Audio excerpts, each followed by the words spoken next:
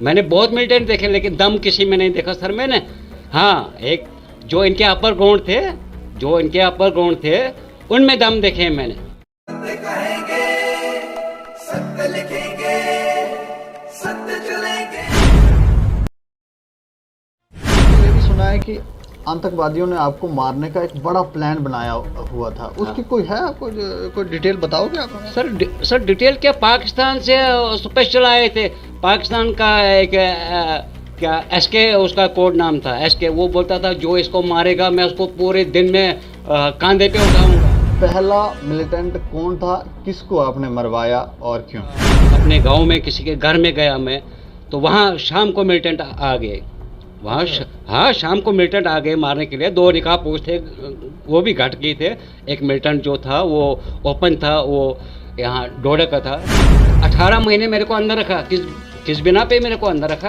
18 महीने। 18 महीने भद्रवाह जेल में डाल दिया मेरे को। मेजर साहब उनका यहाँ उधमपुर में आर्मी कोर्ट में चलता था। मैंने बहुत मिलिटेंट देखे लेकिन दम किसी में नहीं देखा सर मैंने। हाँ, एक जो इनके अपर ग्राउंड थे उनमें दम देखे। बंदूकें लेके घूमते हैं ये ऐसे ही? ये तो सर छोड़ो, ये तो बस लड़कियों के चक्कर में पड़ते थे। ये बस कौन दावत करेगा, कौन क्या करेगा, बस ये इसके चक्कर में थे। इनको क्या आज़ादी चाहिए? मेरी माँ बोलती है तहसीलदार को मेरा मुजाहिद एक ही लड़का था। हाँ, तो इसने मारा है, इसने अपने भाइयों को मारा है। ये हमें कहाँ छोड़ेगा? यहाँ पे 10 साल का बच्चा मेरे को मजाक करता है, कोई मुखबिर बोलता है, कोई कुछ बोलता है। मुखबिर बोलते हैं आपको? छोटे छोटे बच्चे? सर छोटी बात क्या, अपने परिवार के बोलते हैं, अपने रिश्तेदारी में जो है वो बोलते हैं। किसका मुखबिर? पाकिस्तान का? सर पाकिस्तान का क्या, मतलब हाँ जी, ये मुखबिर है हिंदुस्तान का मुखबिर है। ये अपने आप को कौन से देश के मान रहे हैं? तो सर वही तो बात है, खाते हैं हिंदुस्तान का तो गुनगाते हैं पाकिस्तान का। मिलिटेंटों के शर्ट ये चलाया करते थे, खबर देते थे कहाँ से फौज आएगी, कहाँ से क्या होगा। पुलिस के अधिकारी नहीं, पहले कहाँ थे पुलिस के, उसके बाद में बने ना। क्यों बने सर? कौन वायरलेस पे मैसेज देता था? वायरलेस पे मैसेज जिनको आज स्टार लगे। मैंने मिलिटेंट से वहाँ हथियार लिया, गोली भी लगी। क्या मेरे को अवार्ड मिलना था या मेरे को जेल में डाला? इसने देश की रक्षा की है, इसको मिलना चाहिए। लेकिन क्या मिला सर? मेरे को कुछ नहीं मिला। नमस्कार दोस्तों, मैं हूँ दीपक सिंह, दैनिक क्षण समाचार से। 1990 का वो दौर जब मिलिटेंसी पीक पर थी और कई जिलों के अंदर मिलिटेंसी जो थी वो अपने पांव पसार रही थी, लेकिन कुछ ऐसे जिले थे यहाँ ये लोग कामयाब नहीं हो रहे थे। उसमें डोडा, किश्तवाड़, राजौरी, ये कुछ इस तरह के जिले थे। जम्मू भी है उसमें। यहाँ पर मिलिटेंसी जो थी वो कामयाब नहीं हो पा रही थी। उसका एक विशेष कारण था क्योंकि यहाँ पर लोकल लोग जो थे वो सुरक्षा बलों के सहायक बन गए थे, सुरक्षा बलों की सहायता कर रहे थे। और इस दौर में कुछ ऐसे लोग, कुछ ऐसे हीरो सामने आए, उसके बारे में उनमें से एक हीरो से आज हम आपको मिलवाने जा रहे हैं। इस दौर में इस एक शख्स ने लगभग सैनिकों के साथ, इंटेलिजेंस के साथ मिलकर लगभग 113 मिलिटेंट्स को मरवाया था। इस कहानी को पूरे विस्तार से बताएंगे और ये भी बताने की कोशिश करेंगे कि इस शख्स ने देश की इतनी सेवा की और आज इसे मिल क्या रहा है। 90 के दशक में जम्मू कश्मीर में आतंकवाद अपनी चरम सीमा पर था। तब आतंकवादी जम्मू के पहाड़ी जिलों में भी अपने पांव पसारने का प्रयास कर रहे थे। डोडा उनकी हिट लिस्ट में था, जहां कई बार आतंकवादियों ने हमले भी किए, परंतु वो अपने पांव डोडा में जमा नहीं पाए। उसका कारण था डोडा के बहादुर लोग जो सुरक्षा कर्मियों के साथ कंधे से कंधा मिलाकर आतंकवादियों के सफाई में लगे हुए थे। लोकल होने के कारण उन्हें जंगल के रास्ते, ग्रामीण भाषा और आतंकवादियों के मंसूबों की भी जानकारी होती थी, जिस कारण सेना को इनसे मदद मिलती थी और फिर आतंकवादियों पर ये लोग टूट पड़ते थे। कई बड़े बड़े नामी आतंकवादियों को इन्होंने मौत के घाट उतारा है।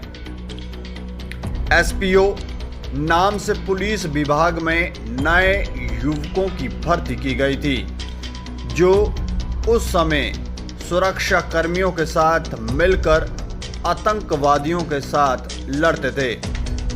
कुछ आतंकवादी संगठन एसपीओ के नाम सुनकर ही घबरा जाते थे।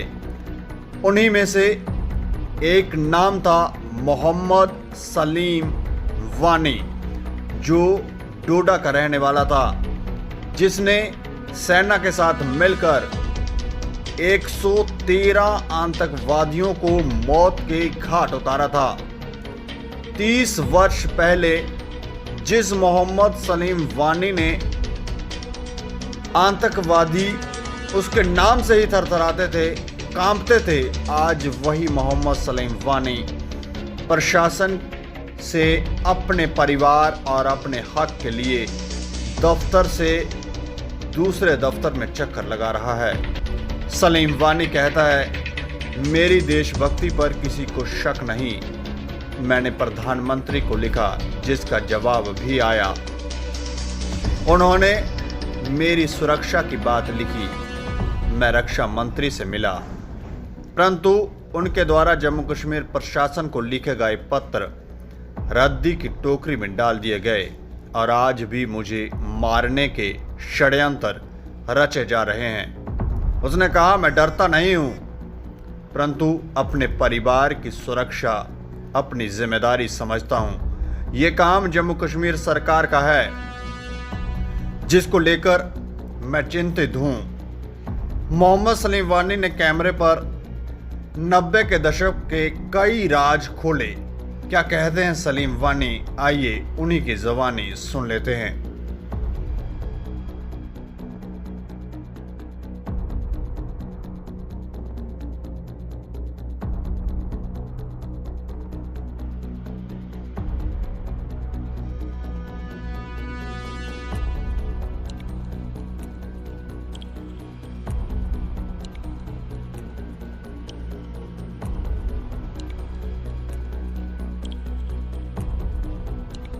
मोह एक ऐसी चीज है जिसकी वजह से आने वाली कई पीढ़ियां जो हैं वो तबाह हो जाती हैं। भगवान कृष्ण ने ये सिद्ध करने का प्रयत्न किया था, समझाने का प्रयत्न किया था कि मोह है क्या चीज और इससे बचना चाहिए। लेकिन आज माता पिता जो हैं वो इस तरह के फैसले लेते हैं, वो मुंह से बाहर आ ही नहीं सकते। बच्चे गलत भी हों तो माँ और पिता तो फिर भी स्ट्रांग होता है, लेकिन माँ वो उस दर्द को सहन नहीं कर पाती और उस दर्द की वजह से वो कई गलत फैसले लेती है, जिसका भुगतान समाज को करना पड़ता है। जिस शख्स की हम आपको ये पूरी कहानी अब तक बता रहे थे, वो शख्स हमारे साथ हैं, मोहम्मद सलीम वानी। इन्होंने 113 मिलिटेंटों को मारा है और इसमें बीएसएफ के साथ मिलकर, जम्मू कश्मीर पुलिस के साथ मिलकर, सीआरपीएफ के साथ मिलकर, आर्मी के जवानों के साथ मिलकर ये ऑपरेशंस किए और उसमें 113 मिलिटेंट मरवाए, जिसमें इनका सोए का भाई भी था, जो मिलिटेंट बन गया था, जो आतंकवादी बन गया था। तो आप सोच सकते हैं कि किस कैलिबर का ये शख्स होगा मोहम्मद सलीम वानी। हमारे साथ हैं सर, आपका बहुत बहुत शुक्रिया हमें समय देने के लिए। सर हम तो आपके दर्शन करके ही प्रसन्न हैं। जी सर। अच्छा, मैं जानना चाह रहा हूँ सलीम साहब, शुरुआत से कहानी हम जानते हैं, कुछ तकलीफ कुछ पीड़ाएं इस समय समाज आपको दे रहा है। वो शायद उस दौर को नहीं जानता, जब उस दौर में क्या हुआ, 1991 में क्या हो रहा था, शायद वो नहीं जानता। उन्हें नहीं पता कि आतंकवादी क्या कर रहे थे। तो इसलिए वो पीड़ा दे रहा होगा। लेकिन शुरुआत से मैं आपकी कहानी जो है वो आपके मुख से जानना चाहता हूँ कि पहला मिलिटेंट कौन था, किसको आपने मरवाया और क्यों? सर सबसे पहले मैंने अपने भाई को पकड़वाने की कोशिश की थी। मतलब जब उसने माना नहीं, उसने उसके पास यूएमजी थी, उसने आगे से फायर खोल दी जिसमें सीआरपी के जवान भी जख्मी हुए थे। और बाकी मिलिटेंट कोई ऊपर से कोई नीचे से आ गए, वहाँ पे जैसे ब्लास्टिंग होने लगी। ये 16 नवंबर 1991 की बात है, सुबह की बात है। तो उसके बाद जब फायरिंग तो बाहर होती रही, तो अंदर से फिर पिस्टल से फायर आ गया, अंदर से फिर पिस्टल से फायर आ गया। तो इन्होंने सोचा पता नहीं अंदर कितने मिलिटेंट थे। अच्छा, क्या इन्होंने, क्योंकि उस टाइम तो 100 50 मिलिटेंट एक एक साथ में रहते थे। था आपका ही भाई हाँ, आप ही के घर में? हाँ हमारे घर में मेरा भाई था। तो उस फायरिंग में सर 3 भाई एक सिस्टर की डेथ हुई थी क्रॉस फायरिंग में।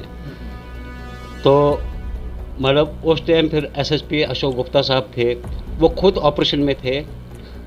तो जब हम अंदर गए तो मैंने दिखा दिया एक भाई की थोड़ा मतलब वो सांस ले रहा था। तो मैंने बोला साहब अभी ये सांस ले रहा है, इसको बचा लीजिए। तो उन्होंने तुरंत उठाया उसको, तो लेकिन उसकी भी डेथ हो गई। तो ऐसे में सर फिर मतलब मेरे को कोई कुछ पता नहीं है मेरे बच्चे के साल में क्या है ये है वो। तो फिर वहाँ से डोड़ा चल पे सीआरपीएफ थी, तो उन्होंने मेरे को अपने पास में रखा वहाँ पे ये वो। तो फिर वहाँ से कभी जम्मू, कभी यहाँ दोमाना पुलिस स्टेशन सीआरपी के अंडर में, या वहाँ से फिर हमको वहाँ कटरा वैष्णो देवी भवन में भेजा। 6 महीने वहाँ पे रह गए। तो मैं चिल्लाते रह गया मेरे घर में क्यों, बाकी मिलिटेंट तो खुलेआम घूमते हैं। तो मतलब उस टाइम मैं आपको सही बात बताऊंगा, जो एडमिनिस्ट्रेशन थी वो सब मतलब एडमिनिस्ट्रेशन मेरे खिलाफ थी। अच्छा, आधी एडमिनिस्ट्रेशन मेरे दशक जो था वो 1990 का ही था। हाँ 90 के 91 नहीं 91। तब कश्मीरी पंडित पलायन कर चुके थे वहाँ से। हाँ कुछ थोड़ा बहुत कर चुके थे, तो कुछ थे अभी। तो उसके बाद में चलते रह गए। फिर जब वहाँ पे फौज आ गई, फिर फौज ने संभाला। फिर मेरे को कर्नल के मूर्ति साहब थे, फिर उन्होंने मेरे को कटर से बुलाया। उन्होंने मेरे को बताया वहाँ पे कि आप क्या करना चाहते हो। मैं बोला सर मैं कुछ नहीं करना चाहता, मैं देश की रक्षा करना चाहता हूँ, मैं मिलिटेंट को मरवाना चाहता हूँ, पकड़वाना चाहता हूँ। तो बोला आप हमारे साथ आ जाओ। फिर सर उन्होंने वहाँ उधमपुर में हमें क्वार्टर दे दिया, फैमिली क्वार्टर दे दिया, बच्चे वहाँ रहने लगे। तो मैं फिर वहाँ फौज के साथ रहने लगा। फिर तो सर फिर मतलब कोई ऑपरेशन मेरा खाली नहीं होता था, मैं खुद ऑपरेशन मतलब चलाता था, मैं खुद ऑपरेशन में जाता था। और मतलब कोई भी ऑपरेशन खाली नहीं होता था। 2 मिलिटेंट, 13 मिलिटेंट, 4 मिलिटेंट, फिर मैंने ऊपर नीचे कुछ नहीं देखा सर। लगभग आपने 113 सर 113 मिलिटेंट तो ऐसे मतलब हैं, लेकिन जो सिलेंडर करवाए मैंने, जो हाइडोट पकड़े मैंने, कैशवान में पकड़े हाइडोट, कहाँ नहीं पकड़े सर, है ना सर। तो ये सिलसिला तो चलते रहे। उसके बाद फिर 96 में जब मैं अपने गांव में किसी के घर में गया मैं, तो वहाँ शाम को मिलिटेंट आ गए। वहाँ हाँ शाम को मिलिटेंट आ गए मारने के लिए। 2 नकाबपोश थे, वो भी घट गए थे। एक मिलिटेंट जो था वो ओपन था, वो यहाँ डोडा का था। तो फिर ऐसे में तो मतलब मिलिटेंट मेरे से डरता था, कितना भी कमांडर था, कितना भी क्या था, लेकिन फिर भी डरता था। लेकिन वो आया मेरे को मारने के लिए। उसको तो मैं वो हथियार भी ले गया, गोली भी लगी मेरे को। ये कान मेरा पूरा जल गया था, यहाँ से गोली मेरे को लगी थी। तो उसके बाद में सर वो वहाँ से फरार हो गया। पिस्टल तो ले गया मैं, उसका जो हथियार था वो मैं ले गया, एक ग्रेनेड भी ले गया मैं उसको। तो तब तक वहाँ पे रात को आर्मी आ गई, जिसमें 2 कर्नल मौजूद थे। वो हमारे घर में आए, वहाँ पे मेरे को ट्रीटमेंट किया वहाँ से ये वो। तो अब सर एक बात मैं आपको बताऊंगा, वहाँ एक गांव बबूर में है, एक अपर ग्राउंड मिलिटेंट था वहाँ पे। मैं बताऊँ ना आपको, मतलब जो अपर ग्राउंड करता था वो मिलिटेंट कर नहीं पाता था। जो अपर ग्राउंड मिलिटेंट था कितना काम करता था वो, मतलब मुझे पता था इसके पास हथियार है, अच्छा। मुझे पता था इसके पास हथियार है। तो सर ऐसे में तो फिर जब उसको थोड़ा ट्रीटमेंट किया, खुद मैंने ट्रीटमेंट किया उसको, उसने सर एक के मैगजीन दिए, एक के दी 303 दी, गोला बारूद निकला उससे, वो भी दीवार से खोद के दिया उसने, है ना सर। जब उसको डोडा में लाया तो उसने बोला जी निजाम मेरे भाई के पास भी है। मैं बता दिया ये झूठ बोलता है, इसको मत ले जाओ, ये झूठ बोलता है। नहीं जी आप जाएंगे, गए सर वहाँ पे, फिर लगाया रौन शौन ये वो, तो मुझे पता है ये झूठ बोलता है। तो आ गए वहाँ से, तो वहाँ मिलिटेंटों ने अटैक किया ऊपर से, इसने छलांग लगाने की कोशिश की वहाँ पे, तो ये क्रॉस फायरिंग में मारा गया, ये क्रॉस फायरिंग में मारा गया। क्या नाम था उसका? उसका नाम था नटनू था, अभी नाम मैं थोड़ा भूल गया, लेकिन नटनू था वो। नटनू मिलिटेंट का नाम? हाँ अच्छा। अपर ग्राउंड था वो। तो उसकी डेथ हो गई वहाँ पे, उसकी डेथ हो गई। अब सर ये बताऊंगा मैं आपको, वहाँ के सिविलियन लोगों ने और पुलिस ने हमारे ऊपर केस लगा दिया, एक मेजर साहब के ऊपर, एक मेरे ऊपर। जब केस लगा लिया तो फिर मैंने सरेंडर किया पुलिस के आगे। तो 18 महीने मेरे को अंदर रखा, किस बिना पे मेरे को अंदर रखा? 18 महीने भद्रवाह जेल में डाल दिया मेरे को।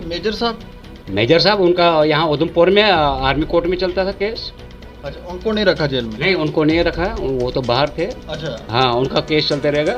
फिर 18 महीने में सर 3 जजों की ट्रांसफ़र हो गई वहाँ भद्रवाह सेशन कोर्ट में।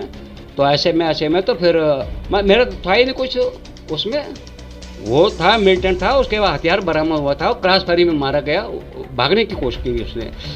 तो उसके बाद सर अभी जैसे मैंने मिलिटेंट से वहाँ हथियार लिया, गोली भी लगी, क्या मेरे को अवार्ड मिलना था या मेरे को जेल में डालना था? गोली लगी आपको? कहाँ पे लगी? ये कान मेरा पूरा जल गया था, ये बाहर से गोली लगी थी, ये कान मेरा पूरा जल गया था, अभी भी इसमें अंदर से जलन होती है। कितने करीब से मिलिटेंट ने गोली चलाई? सर एकदम मतलब कोई 2 या 2.5 मीटर से। अच्छा। 2 या 2.5 मीटर, एक ही फायर करने दिया मैंने, उसको चपेट लिया उसको वहाँ पे, फिर वो चलाने लगा। तब भी आपकी फिजिक ऐसी ही थी? हाँ, वैसे ही का वैसा, जैसे मैं पहले था वैसे मैं आज भी हूँ। हाँ, और अब इसमें क्या है सर, मतलब जिस अभी इस वक्त में, मतलब जैसे वहाँ पे फौज घूमती है, जैसे वहाँ पे फौज घूमती है आज के दौरान में, उस दौरान वहाँ पे मिलिटेंट घुमा करते थे दिन रात, उस दौरान मिलिटेंट घुमा करते थे। मतलब सर क्या बताऊँ मैं, मतलब उस टाइम यहाँ का SHO शर्मा साहब थे उस दिन है। तो जब मैंने SSP साहब को बताया कि मेरे बच्चे किस हाल में हैं, क्या करते हैं वो, बोला नहीं जी हम अभी CRP भेजेंगे, हम रातों रात लाएंगे उनको। तो इतना खतरा था सर वहाँ पे अंदर भी कि SHO साहब ने खुद हवालात खोला, मेरे बच्चों को हवालात में रखा था उस टाइम, कितना खतरा था अंदर, है ना। फिर वहाँ से हमको CRP की कार्रवाई में यहाँ जम्मू लाया सर, है ना सर। क्या जवाब है इनके पास सर। तो उस मतलब कहाँ नहीं गया सर मैं, श्रीनगर में मैंने ऑपरेशन किया, किश्तवाड़, भद्रवाह है, डोडा की बात छोड़ो सर, है मैंने इंटेलिजेंस को जंगलों में चलना सिखाया, रास्तों में चलना सिखाया है। इनको वो भी चलना नहीं आता था सर? वो तो मुझे पता था ना कौन सा कहाँ के लिए रास्ता जाता, किस घर में मिलिटेंट है, क्या कहाँ है कहाँ नहीं है, वो तो मैं जानता था। हमने ये भी सुना है कि आतंकवादियों ने आपको मारने का एक बड़ा प्लान बनाया हुआ था, उसकी कोई है आपको कोई डिटेल बताओगे आप?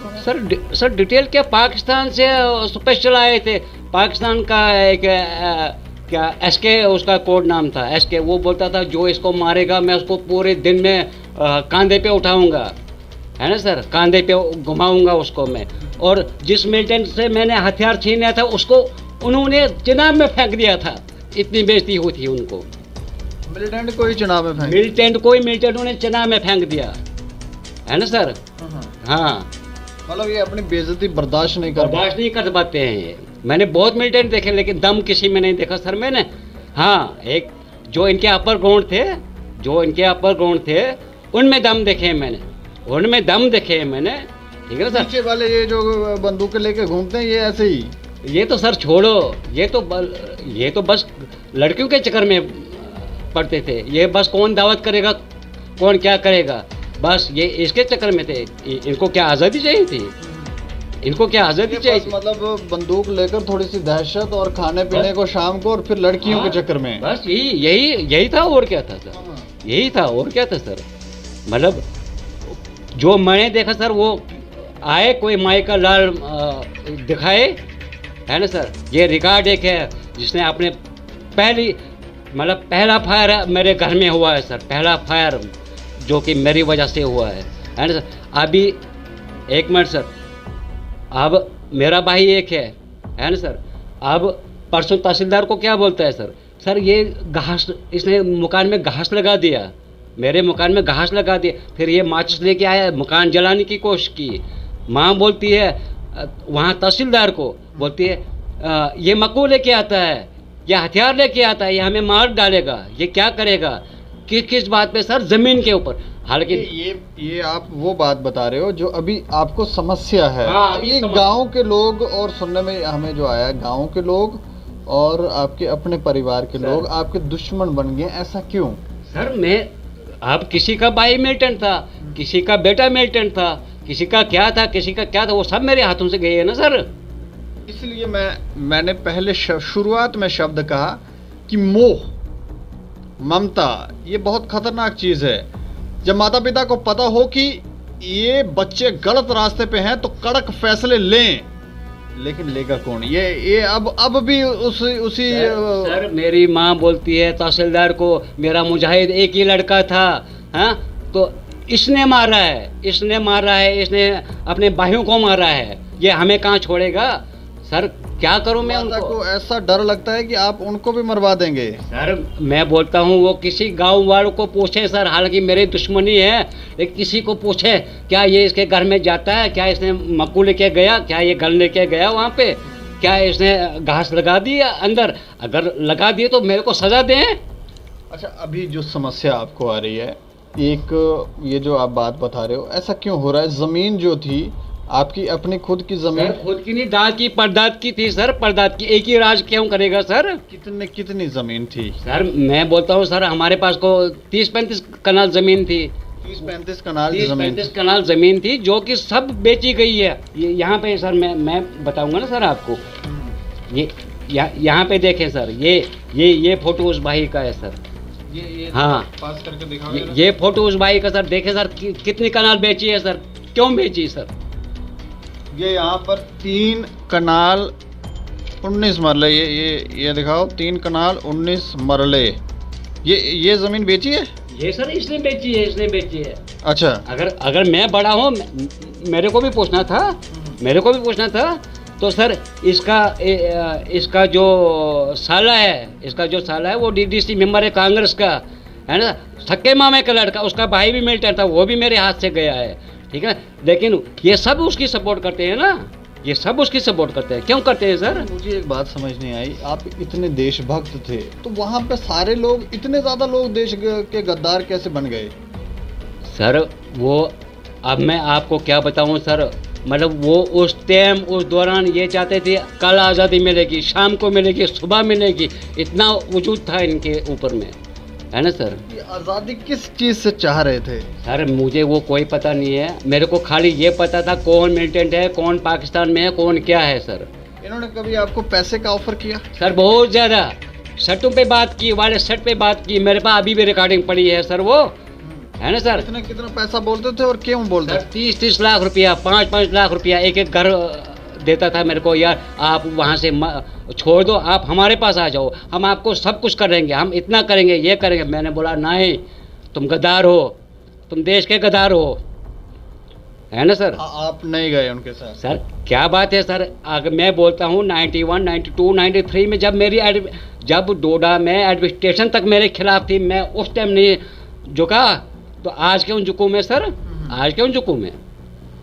अभी आपका जो आपकी खुद की ज़मीन है उसके ऊपर वो ज़मीन आपको नहीं दी जा रही है, आप ये कह रहे हैं कि भाई जो है उसने आगे ये ज़मीन, ये तो 3 कनाल 19 मरले ज़मीन है जिस 19 मरले। अब मैंने कोर्ट में केस दायर किए हैं सर, 3 केस मैंने दायर किए हैं। ये स्टे करवा दिया। स्टे, हाँ मैंने स्टे करवा दिया सर, ये स्टे करवा दिया ज़मीन का। मैंने बोला मेरे को दे दो, मेरे को दे दो सर, है ना सर। तो आप ये है कि आप मुझे खतरा है, आप मुझे खतरा है, ये कुछ भी साजिश मेरे ऊपर करवा सकते हैं।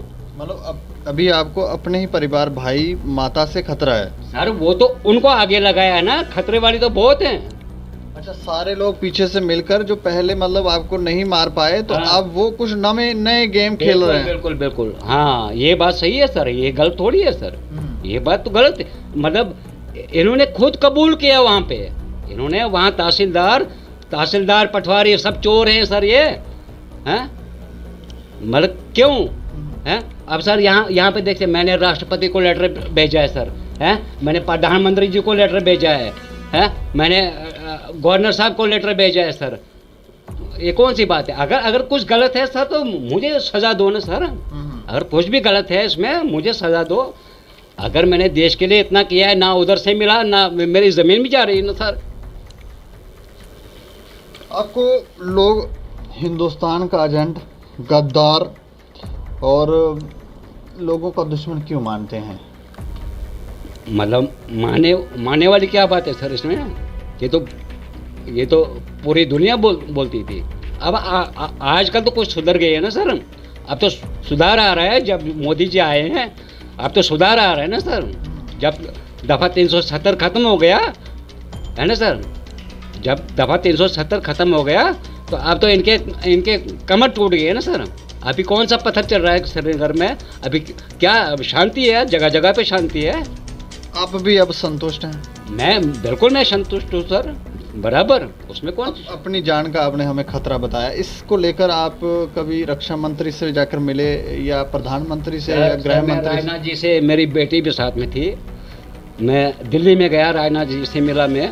वहाँ से वेरिफिकेशन आई सर, वहाँ से मतलब चौकीदार लम्बादार जो भी है सर, गांव वालों ने लिख के दिया, हाँ जी इसने किया है, इसने देश की रक्षा की है, इसको मिलना चाहिए। लेकिन क्या मिला सर, मेरे को कुछ नहीं मिला। अब तक आपको मतलब कितने साल, लगभग हमें लगता है 27-28 साल की उम्र में आपने ये काम शुरू कर दिया था 1990-91 में। तो उसके बाद से आप सेवा कर रहे हैं। 113 मिलिटेंट आपने कहा टेररिस्ट जो हैं वो मरवा चुके हो। तो अभी तक इन्होंने कोई रहने की व्यवस्था, जो कुछ इस तरह की व्यवस्था की कि आपका जीवन जो है, यापन जो है वो ठीक से हो और सुरक्षित भी आप रहो? मैं बोलता हूँ सर, आप मेरा घर देख सकते हैं, मेरे घर में क्या हालत है ना सर। मेरे घर में क्या हालत है, मतलब जहाँ पे कि 10 साल का बच्चा मेरे को मजाक करता है, कोई मुखबिर बोलता है, कोई कुछ बोलता है। मुखबिर बोलते हैं आपको? छोटे छोटे बच्चे? सर छोटी बातें क्या, अपने परिवार के बोलते हैं, अपने रिश्तेदारी में जो हैं वो बोलते हैं। किसका मुखबिर? पाकिस्तान का? सर पाकिस्तान का क्या, मतलब हाँ जी ये मुखबिर है, हिंदुस्तान का मुखबिर है ये अपने आप को कौन से देश के मान रहे हैं? तो सर वही तो बात है, खाते हैं हिंदुस्तान का तो गुन गाते हैं पाकिस्तान का। ये तो सोचने वाली बात है सर। मैं बोलता हूँ सर, मेरे पास प्रूफ्ड है। जो आप ग्राउंड इनके साथ चलते थे, वायरस शट लेके, कहाँ से फौज आएगी, किस बंदे को उठाना है, कुछ क्या करना है, उनको सितार लगे हैं अभी, है ना सर, उनको सितार लगे हैं, पुलिस के सितार लगे हैं। क्यों लगे हैं बोले ना सर। आपकी वजह से काफ़ी सारे लोग जो हैं वो रैंक में ऊपर गए। हाँ बिल्कुल गए। कितने लोग अब सर मैं बोलता हूँ, जिस दौरान मिलिटेंसी पीक पे थी, है ना सर, मिलिटेंटों के शट ये चलाया करते थे, खबर देते थे कहाँ से फौज आएगी, कहाँ से क्या होगा। पुलिस के अधिकारी नहीं, पहले कहाँ थे पुलिस के, उसके बाद में बने ना। क्यों बने सर? कौन वायरलेस पे मैसेज देता था? वायरलेस पे मैसेज जिनको आज सितार लगे हैं। ये किसको मैसेज दे रहे थे? पाकिस्तान को? नहीं, मिलिटेंट को देते थे, हाँ जी उधर से फौज आ रही है, या फलानी उस बंदे को मारना है, इस बंदे को उठाना है ना सर। ये तो सब कुछ हो रहा है। उसके बाद भी इनको स्टार लगे, है ना सर। क्या बात करते हैं सर आप। मैं प्रूफ, कोई बताए मैं प्रूफ दे दूंगा सर। कितने ऑफिसरों को आपकी वजह से स्टार लगा? मिलिटेंट आपने मारा और नाम उनका? सर वो कोई भी ले सर, मुझे उसकी चिंता नहीं है, लेकिन मुझे फक्र है सर, मैंने देश की रक्षा की है। इकलौते आप थे, आपके जैसे कुछ और भी लोग थे जो देश की सेवा उस समय उस दौरान कर रहे थे? जिस दौरान मिलिटेंसी पीक पे थी कोई सामने नहीं आता था, कोई मतलब अगर मैं कहीं पानी पीने या कहीं मतलब कहीं रात को कहीं जाता था ये वो, मुझे कोई हिंदू का घर भी अंदर आने नहीं देता, डर के मारे, है ना सर, डर के मारे कोई अंदर नहीं आने नहीं देता था। एक बार गया मैं, वही एक गांव में, बोला जी इधर नहीं, आप जाओ मंदिर में बैठो, है ना सर, क्योंकि इतना खतरा था ना सर, खतरा था। अब आपको देश से शिकायत है, जम्मू कश्मीर सरकार से शिकायत है? बिल्कुल बिल्कुल शिकायत है सर। क्या क्या शिकायत है, एक बार आप बताएं। सर शिकायत ये है, एक तो मुझे कुछ चाहिए, जो मैंने देश के लिए किया है मुझे कुछ चाहिए, जिससे मैं मतलब अपने बच्चों को कुछ आगे रहे सर, है ना सर। मैं ये नहीं मानता, ये नहीं मुझे कोई स्टार लगाओ या ये करो वो सर, अगर वहाँ उस टाइम मेरे को स्टार भी लगाते हैं ना, मैं ठुकरा लेता, है ना सर। वो वही कर्नल के मोदी साहब थे जिन्होंने मेरे को MBS में ऑर्डर करवाया था, ठुकरा दी थी मैंने। इतनी बात कह के आपकी आंखों में आंसू आ रहे हैं कि क्यों? नहीं आंसू नहीं आए, होगा क्या सर, क्या होगा है? अभी तो बाकी छोड़ा, मेरी ज़मीन भी जा रही है सर, दाद की क्यों छोड़ूंगा सर, मैं क्यों छोड़ूंगा मैं? दाद की ज़मीन भी ये लोग छीन रहे हैं। माता को इस बात की शिकायत है कि आपने अपने ही भाई को मरवा दिया, चाहे वो मिलिटेंट था। ये अपने भाई को नहीं, मतलब इसने पूरे डिस्ट्रिक्ट डोडा में ऐसा हाल किया है। क्यों बोलते हैं सर, बोले सर। आपका दिल करता है माता पिता के साथ, अब पिता तो आपके रहे नहीं हैं, वो तो स्वर्गवासी हो गए, माता के साथ रहने का दिल करता है? अब सर मैं बोलता हूँ, वो तो अगर 1 किलोमीटर से देखते हैं, रास्ता काट देते हैं, मेरा रास्ता काट देते हैं सर। साथ में नहीं रहे, आप नहीं रहते उनके साथ? नहीं, मतलब ही नहीं सर, कुछ साथ रहने की तो बात ही नहीं सर। आप कितनी दूरी पर रहते हैं? आपका घर कहाँ है माता पिता माँ से? सर एक साइड से मेरा है, एक साइड से उनका है, लेकिन अब जैसे कि परसों से उन्होंने बोला ये घास लेके आया है, ये गन लेके आता है, ये मक्कू लेके आता है, किसको मारा, किसका घर जलाया मैंने वहाँ के। मैं बोलता हूँ अगर कुछ थोड़ा सा भी मैंने किया होगा, मुझे सज़ा देना सर, मुझे सज़ा। अब उनकी बोलने से थोड़ी होता, कल वो अपने बच्चे को मार सकता है, मुझे फंसाने के चक्कर में, कल और किसी को मार सकता है। आप अपने भाई के लिए कह रहे हैं? हाँ मैं अपने भाई के लिए कहता हूँ, जबकि मेरे फादर साहब ने उस जब मिलिटेंसी पीक पे चलती थी ना सर, मेरे फादर साहब ने मेरे को बोला था, याद रख अगर तेरे को सजाद कहीं भी बुलाएगा नहीं जाना, वो मार देगा तेरे को। सजाद आपका भाई? हाँ, जो मेरे फादर ने अल्फाज मेरे से बोले हैं सर, है ना सर, अगर कहीं भी बुलाएगा नहीं जाना, वो तेरे को मार देगा। आपको उन्होंने बुलाया, आप गए कभी? सर बुलाने की तो बात ही नहीं है सर, बुलाने की तो मैं क्यों जाता सर, मैं क्यों जाता, मतलब बाप, मेरा बाप था, उसको हमदर्दी थी मेरे ऊपर, लेकिन प्रेशर में डालते थे। अगर वो कहीं मेरे से बात करता था, कुछ छुपके से बात करता था, किसी के सामने बात नहीं करता था। ये आपने एक बात बताई कि आपकी माता और भाई ये नहीं चाहते हैं कि आप उनके साथ रहो, और वहाँ गांव के भी लोग आपके दुश्मन बने हुए, मुखबिर आपको कहते हैं। बराबर। अब ये तहसील कार्यालय, क्योंकि आपने स्टे लगवाया ज़मीन के ऊपर, तो तहसीलदार साहब ज़्यादा हो गए ना सर, आप तो ज़्यादा हो गए। जब इनके 3 केसेस मैंने डाले हैं कोर्ट में सर, 3 केसेस, मतलब उनका वकील कौन है, DDC मेंबर, वो भी DDC मेंबर है। एक साइड से दस्तखत करने वाला है रियाज अहमद शेख, सक्के मामे का लड़का, उसका साला है ना सर। एक साइड से अपोजिट वकील है वो हाशमी, है ना सर, मतलब हाशमी है वो जो उसकी साइड वकील है, जो पहले मतलब हुर्रियत का था वो, है ना सर। उस तरह की ताकतें उनका सपोर्ट कर रही हैं? हाँ, ताकतें तो सपोर्ट कर रही है ना सर। तो आपकी तरफ से वकील? सर मेरी तरफ से सुनील जी हैं, बेहला साइड के हैं, मेरी तरफ से वो हैं। अच्छा। हाँ। नहीं, तहसीलदार का अभी आपको व्यवहार कैसा लग रहा है वहाँ पर, वो आपके लिए? क्योंकि ये तहसीलदार तो सपोर्ट उनकी करता है, मेरे सामने उनकी सपोर्ट की उसने, मेरे सामने उनकी। अब यहाँ ये जो 4 कनाल रकबा बैनामा हुआ है, क्या तहसीलदार बोलता है मेरे को, ये कोई भी करवा सकता था, ये कोई भी करवा सकता था। ये ज़मीन पिताजी के बाद किसके नाम पर गई?